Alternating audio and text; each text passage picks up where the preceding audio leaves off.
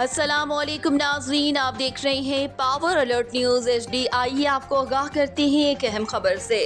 जावरिया सरगोदा के इलाके शाहपुर में आहंग खुसरोवी आकिल शाह के ज़ेर एहतमाम खूबसूरत मुशायरे का इनेकाद किया गया, जिसकी ऑर्गेनाइजिंग और मेज़बानी के फ़राइज़ साहबजादा समन सुल्तान ने खूबसूरती से सरअंजाम दिए कि महफिल में शोरा महफिल और सामईन की दिल जीत लिए।